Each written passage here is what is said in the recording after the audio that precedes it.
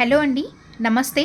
So, ఈరోజు నేను మీ ముందుకి ఏ టాపిక్‌తో వచ్చాను అంటే, మీ పార్ట్నర్ నుంచి అంటే కొంతమంది ఆన్ అండ్ ఆఫ్ సిట్యుయేషన్స్‌లో ఉంటారు అండ్ ఎవ్రీథింగ్ కదా! సో, అలాంటి వాళ్ళకి మీ పార్ట్నర్ నుండి అసలు మెసేజెస్ ఏంటి అనేది ఒకసారి మనము చూద్దాం. ఓకే. సో, యాజ్ యూజువల్ ఇక్కడ 2 పైల్స్ ఉంటాయి. Pile 1 is big stone and pile 2 is small stone. Okay. So, without wasting time let's get in to a video. సో మీరు ఎవరైతే ఈ పైల్ 1 చూస్ చేసుకుంటారో వాళ్ళకి ఇప్పుడు నేను కార్డ్స్ తీస్తున్నాను. Okay. So both of us can heal together. Okay. I'm not good at handling things, that's why I run away. Okay. I know I was immatured with you. Okay.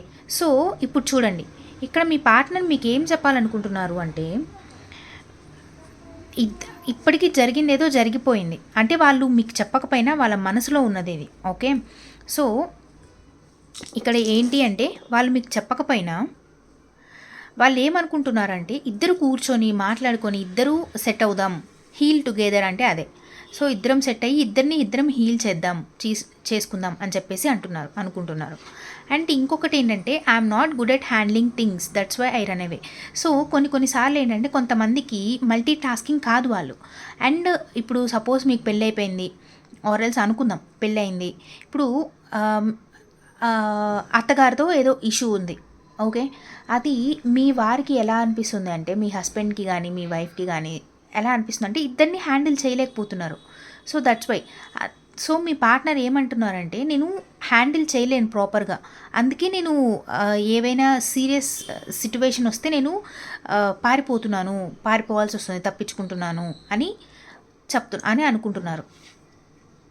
Next, I know I was immatured with you. So తను ఏమనుకుంటున్నారంటే, నేను ఇప్పుడు కూడా నీతో మెచ్యూర్డ్గా లేను, చాలా ఇమ్మెచ్యూర్డ్గా ఉన్నాను, but అయినా కానీ నువ్వు నాతో ప్రాపర్గా ఉన్నావు అని చెప్పేసి వాళ్ళు అనుకుంటున్నారని. సో ఇక్కడ నాకేమనిపిస్తుంది అంటే, వాళ్ళ నుంచి నాకు రిగ్రెట్టే కనిపిస్తుంది. అంటే ఎక్కడ కూడా మిమ్మల్ని చీట్ చేద్దామని కానీ అలా అయితే ఇప్పుడు ప్రజెంట్ అనిపించట్లేదు. ప్రీవియస్గా ఏమైనా చేసి ఉండొచ్చు, బట్ ఇక్కడ మాత్రం వాళ్ళు ఆ పశ్చాత్తాప పడుతున్నారు అనేది అయితే నాకు ఇక్కడ కనిపిస్తుంది. ఓకే. సో ఐ హోప్ మీకు ఇది రెజొనేట్ అయిందనే అనుకుంటున్నాను. So now let's get in to a video for pile 2. So మీరు ఈ స్మాల్ స్టోన్ ఎవరైతే చూస్ చేసుకున్నారో మీరు పైల్ 2 కిందకు వస్తారు. Okay. Let's get started.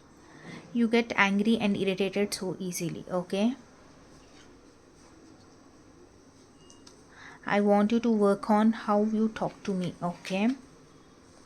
It is difficult to let you go. Okay, fine. So ఇక్కడ చూడండి, ఇక్కడ వాళ్ళకి ఏంటంటే, నాకు తెలిసి మీ పార్ట్నర్ ఏమనుకుంటున్నారంటే, మీకు ఊరికే కోపం, ఊరికే ఫ్రస్ట్రేషన్, ఇరిటేషన్ వస్తుంది, దానివల్ల నేను చాలా సఫర్ అవుతున్నాను, నేను చెప్పాలనుకున్నది ఏది కూడా నేను ప్రాపర్గా కన్వే చేయలేకపోతున్నాను, ఎక్కడ ఇలా జరుగుతుందో ఏమో అని నీకు ఫ్రస్ట్రేషన్ వచ్చి, ఇరిటేషన్, యాంగ్రీ వీటి వల్ల వచ్చి ఎక్కడ మళ్ళీ ఇదంతా ఇష్యూస్ వస్తాయేమో అని చెప్పేసి వాళ్ళు ప్రాపర్గా మీతో కమ్యూనికేట్ చేయట్లేదంట. ఏం చెప్పాలనుకున్నా. సో నేను ఏం చెప్పాలనుకుంటున్నానంటే, మీరు కొంచెం కామ్గా ఉండాలి అనేది అయితే నేను చెప్తానండి. కామ్ ఇన్ ద సెన్స్, ఆ యాంగ్రీ తగ్గించుకొని ఫస్ట్ ఎదుటి వాళ్ళు ఏం చెప్తున్నారు అనేది మీరు వినడానికి ట్రై చేయండి. ముందు నుంచి మీరు రియాక్ట్ అయిపోతే, హైపర్ రియాక్టివ్ అయిపోతే, సో నెక్స్ట్ చెప్పాలనుకున్న వాళ్ళకి, ఏదైనా చేయాలనుకున్న వాళ్ళకి కూడా చేయాలనిపించదు మీ విషయంలో. ఓకే.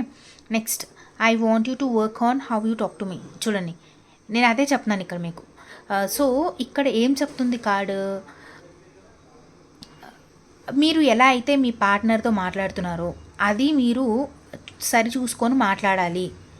ఓకే. సో మీ పార్ట్నర్ కూడా అదే అనుకుంటున్నారు, ఎలా పడితే అలా మాట్లాడొద్దు, కొంచెం జాగ్రత్తగా మాట్లాడు, ప్రాపర్గా మాట్లాడు నాతో అని చెప్పేసి వాళ్ళు అనుకుంటున్నారు, బట్ వాళ్ళు మీకు కన్వే చేయట్లేదు. Okay. It is difficult to let you go. So చూడండి, వాళ్ళకి ఏ మాత్రం కూడా మిమ్మల్ని వదిలేయాలని లేదు. సో మీరు మీ చేసే యాక్షన్స్ వల్ల వాళ్ళు హర్ట్ అవుతున్నా కానీ వాళ్ళకి మిమ్మల్ని వదిలేయాలని లేదు, అది ఇక్కడ వస్తుంది. సో ఏదైనా థర్డ్ పార్టీ సిట్యువేషన్స్, ఏ సిట్యువేషన్స్ వల్లనూ మీకు ప్రాబ్లమ్స్ రావచ్చు. Okay, I understand, but the thing is you have to you know give him time, give him or her time and ప్రాపర్గా కమ్యూనికేట్ చేసుకోండి. ఏదైనా ప్రాబ్లం ఉంటే కూర్చొని మాట్లాడుకోండి, అంతేగాని కోపాలు ఏవి పడితే అవి మాట్లాడటాలు ఇలాంటివన్నీ చేయకండి. సో దీనివల్ల మీ రిలేషన్కి చాలా ప్రాబ్లం అవుతుంది ఫ్యూచర్లో అండ్ ఇప్పటికి కూడా.